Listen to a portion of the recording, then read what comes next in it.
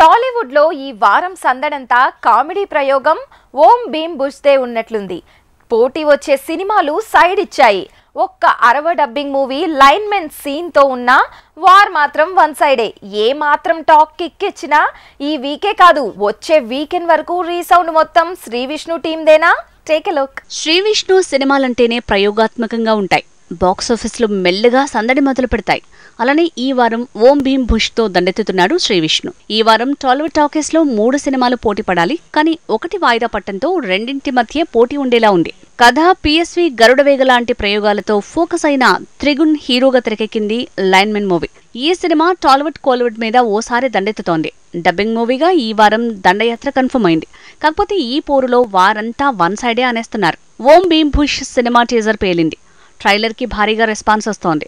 బ్రోచే వారెవరుడా, సామాజ వర్గమన, రాజరాజ చోరలానే ఇది special genre అనేంతగా talk వచ్చేస్తుంది. అందుకే ఈ వారం శ్రీ విష్ణు సినిమానే స్పెషల్ గా మారుతోంది. ఓం భీమ్ బుష్, లైన్మెన్ ఈ రెండింట్లో శ్రీ విష్ణు సినిమానే హాట్ ఫేవరెట్ గా వస్తోంది. లోకల్ సినిమా అవటం, శ్రీ విష్ణు సినిమాలంటే వెరైటీగా ఉంటాయనే బ్రాండ్ ఇమేజ్ ఉండటంతో ఆ సినిమానే హాట్ ఫేవరెట్ గా మారింది.